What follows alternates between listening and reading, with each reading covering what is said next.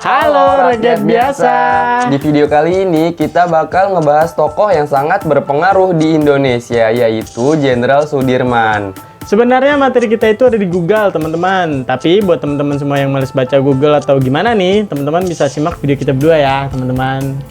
Jenderal Sudirman lahir dari pasangan yang bernama Karsid Kartawiraji dan Siem. Lahir di Bodas Karangjati, Rembang, Purbalingga pada tanggal 24 Januari 1916. Ayah dan ibu Jenderal Sudirman tinggal di rumah saudarinya, Siem, yang bernama Tarsem.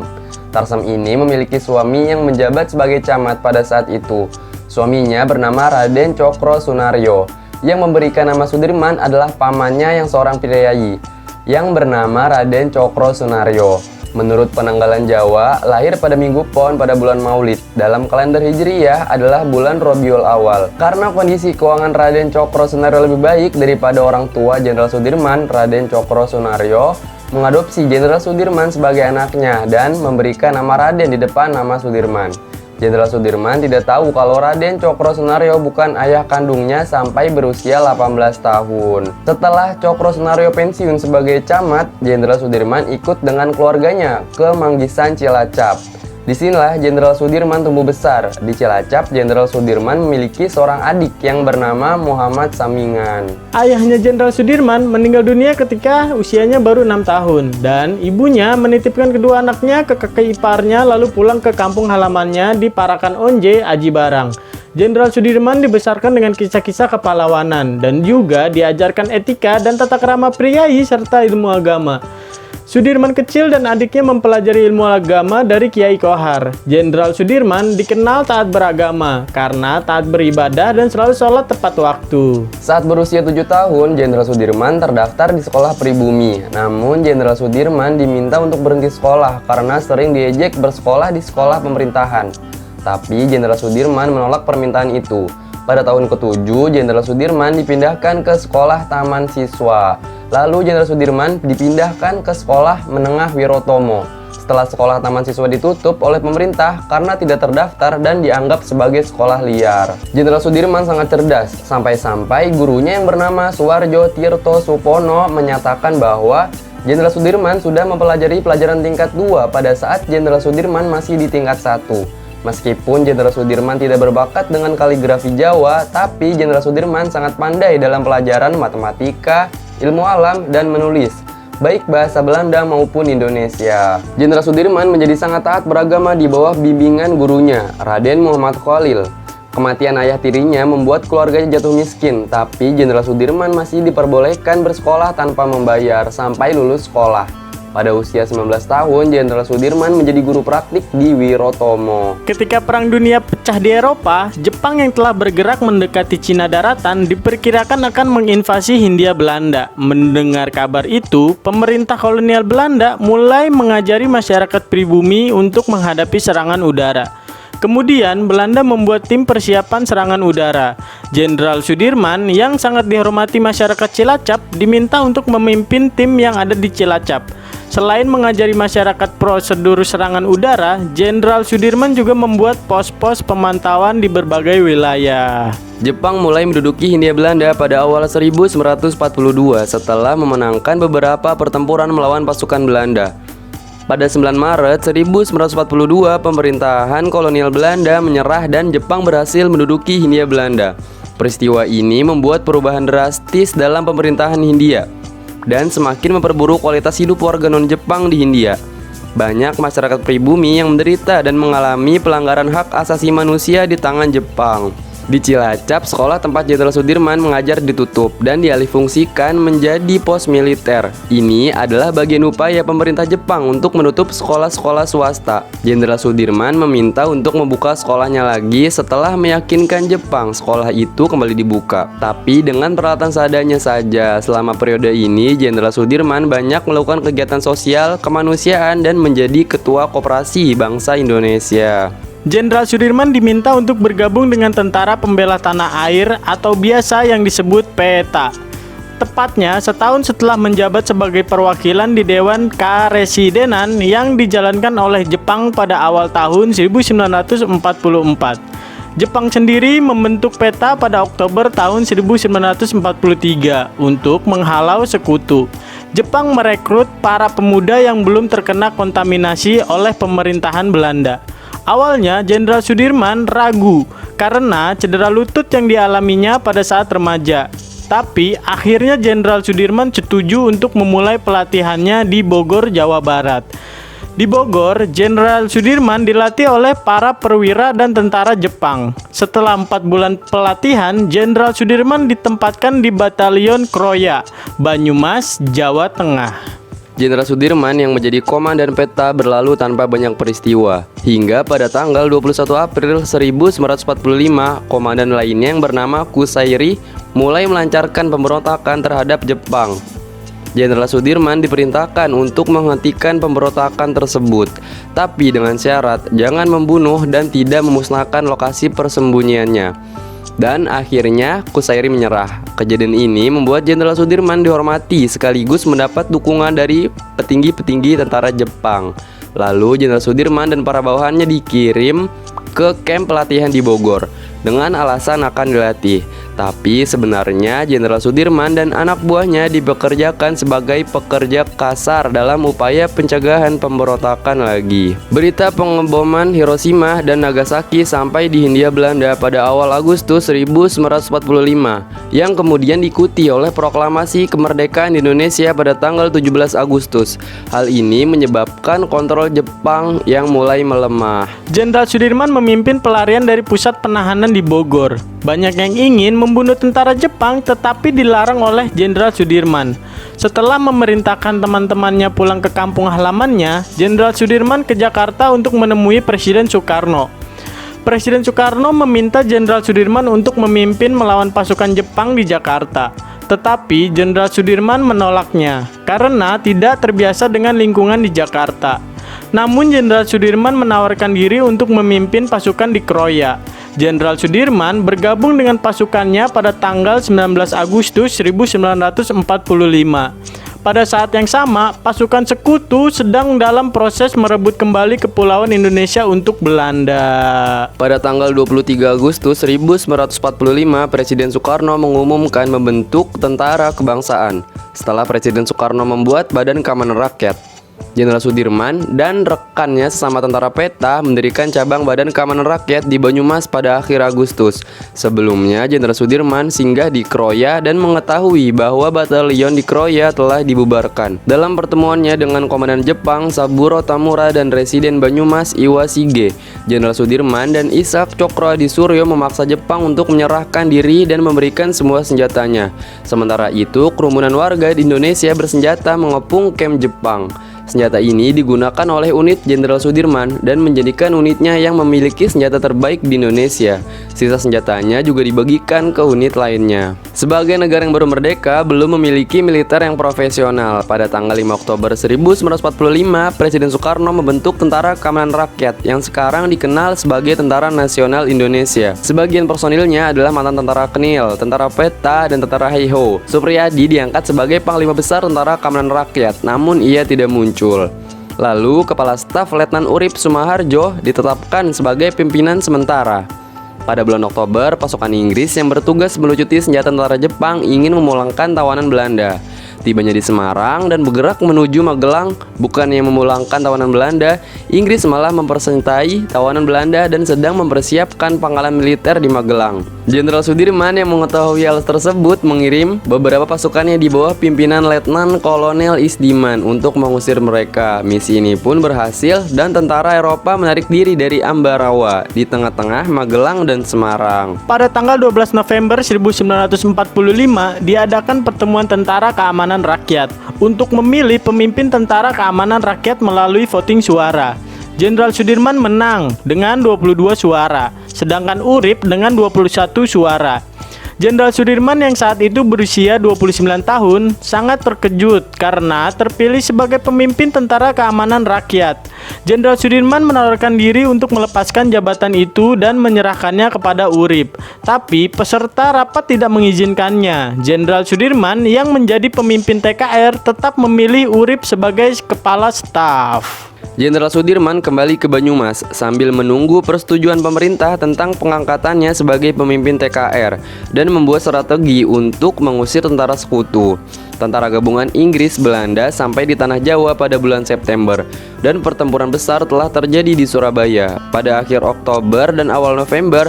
Hal ini membuat tidak stabilnya pemerintahan Indonesia sebagai negara baru, serta keraguan Presiden Soekarno terhadap Jenderal Sudirman sebagai pemimpin TKR membuat penundaan Jenderal Sudirman resmi diangkat menjadi pemimpin Tentara Keamanan Rakyat. Pada akhir November, Jenderal Sudirman memerintahkan Divisi 5 untuk menyerang pasukan sekutu di Ambarawa dan dikomandoi oleh Isdiman.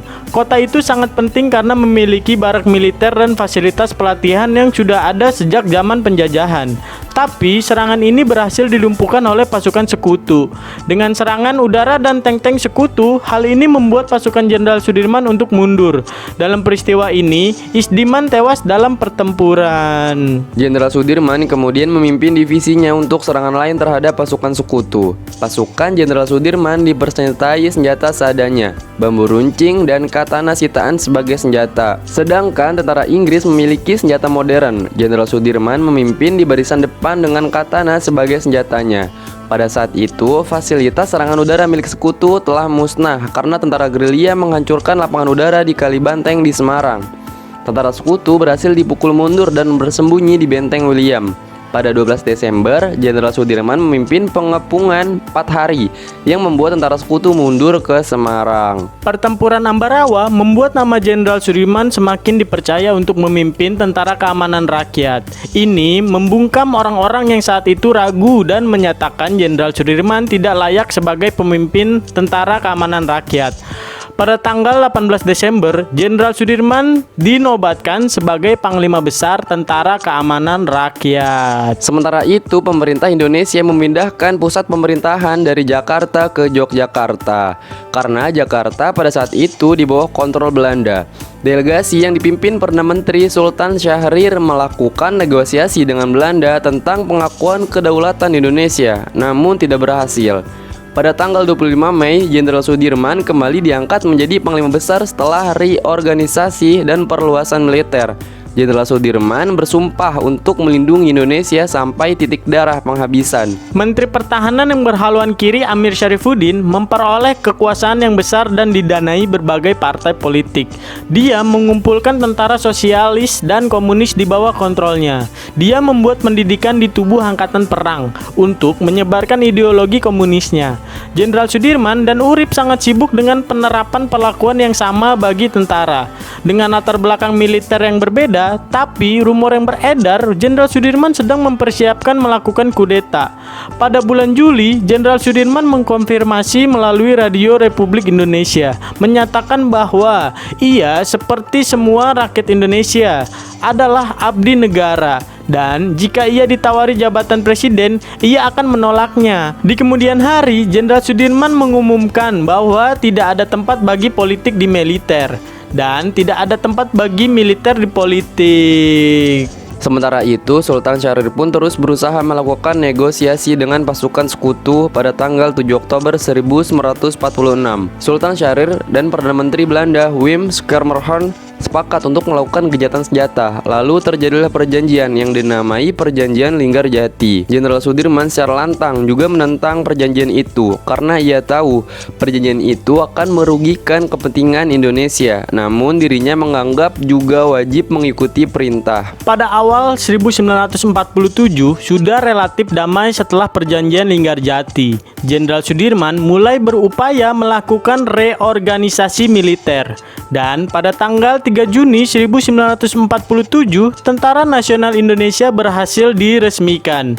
Pasca Perjanjian Linggarjati tidak bertahan lama. Pada tanggal 21 Juli 1947, tentara Belanda mulai melancarkan agresi militer dan dengan cepat berhasil menguasai sebagian besar Jawa dan Sumatera. Tapi pemerintahan di Yogyakarta tidak tersentuh sedikit pun. Jenderal Sudirman mulai menyerukan para tentara untuk melawan.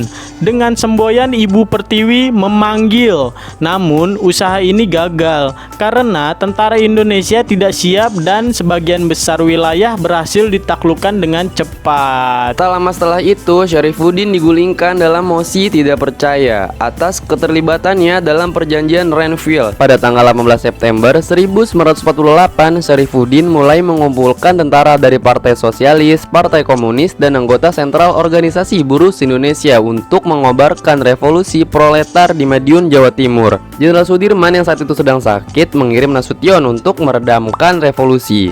Nasution berhasil menumpas pemberontak pada 30 September. Pemberontakan di Madiun dan ketidakstabilan politik yang sedang berlangsung melemahkan kondisi kesehatan Jenderal Sudirman. Pada tanggal 5 Oktober 1948, setelah perayaan Hari Jadi TNI ketiga, Jenderal Sudirman pingsan. Setelah diperiksa oleh berbagai dokter, ia didiagnosis mengidap TBC. Pada akhir bulan, ia dibawa ke Rumah Sakit Umum Panti Rapih dan menjalani pengempesan paru-paru kanan, dengan harapan bahwa tindakan ini akan menghentikan penyebaran penyakit tersebut. Selama di rumah sakit, ia melimpahkan sebagian tugas kepada Nasution. Mereka berdua terus mendiskusikan rencana untuk berperang melawan Belanda, dan Sudirman secara rutin menerima laporan. Mereka sepakat bahwa perang gerilya yang telah diterapkan di wilayah taklukan Belanda sejak bulan Mei adalah perang yang paling cocok bagi kepentingan mereka. Untuk mewujudkan hal ini, Sudirman mengeluarkan perintah umum pada 11 November dan persiapannya ditangani oleh Nasution. Sudirman dipulangkan dari rumah sakit pada tanggal 28 November 1948. Pada tanggal 19 Desember, Belanda melancarkan agresi militer yang kedua untuk merebut Yogyakarta. Pada pukul 07 WIB, lapangan udara di Maguwo berhasil diambil alih oleh pasukan Belanda yang dipimpin oleh Kapten Eckert. Jenderal Sudirman yang menyadari hal itu langsung memerintahkan stasiun RRI untuk menyiarkan pernyataan bahwa tentara harus melawan. Sudirman kemudian mengunjungi Istana Presiden di Yogyakarta, tempat para pemimpin pemerintahan sedang mendiskusikan ultimatum yang menyatakan bahwa kota itu akan diserbu kecuali para pemimpin menerima kekuasaan kolonial. Jenderal Sudirman mendesak presiden dan wakil presiden agar meninggalkan kota dan berperang sebagai gerilyawan. Namun sarannya ini ditolak. Meskipun dokter melarangnya, Jenderal Sudirman mendapat izin dari Soekarno untuk bergabung dengan anak buahnya. Pemerintah pusat dievakuasi ke Keraton Ngayogyakarta Hadiningrat atas desakan Sultan Hamengkubuwono ke-9, namun mereka tertangkap dan diasingkan. Sebelum memulai gerilya, Jenderal Sudirman pertama-tama pergi ke rumah dinasnya dan mengumpulkan dokumen-dokumen penting, lalu membakarnya untuk mencegah jatuh ke tangan Belanda. Jenderal Sudirman bersama sekelompok kecil tentara dan dokter pribadinya mulai bergerak ke arah selatan menuju Kretek, Parangtritis, Bantul. Setibanya di sana, mereka disambut oleh Bupati pada pukul 18.00. Selama di Kretek, Jenderal Sudirman mengutus tentaranya yang menyamar ke kota yang telah diduduki oleh Belanda untuk melakukan pengintaian dan meminta istrinya menjual perhiasannya untuk membantu mendanai gerakan gerilya. Setelah beberapa hari di Kretek, ia dan kelompoknya melakukan perjalanan ke timur di sepanjang pantai selatan menuju Wonogiri. Sebelum Belanda menyerang, sudah diputuskan bahwa Sudirman akan mengontrol para gerilyawan dari Jawa Timur yang masih memiliki beberapa pangkalan militer. Sementara itu, Alfiah dan anak-anaknya diperintahkan untuk tinggal di keraton, sadar bahwa Belanda sedang memburu mereka. Pada tanggal 23 Desember, Sudirman memerintahkan pasukannya untuk melanjutkan perjalanan ke Ponorogo. Di sana mereka berhenti di rumah seorang ulama bernama Mahfuz. Mahfuz memberi sang jenderal sebuah tongkat untuk membantunya berjalan. Meskipun Sudirman terus dibopong dengan menggunakan tandu di sepanjang perjalanan, mereka kemudian melanjutkan perjalanan ke timur. Di dekat Trenggalek, Sudirman dan kelompoknya dihentikan oleh prajurit TNI dari Batalion 102. Para tentara ini diberitahu bahwa Sudirman yang saat itu berpakaian sipil dan tidak dikenali oleh tentara yang menghentikan mereka adalah tahanan dan menolak untuk melepaskan Sudirman dan kelompoknya.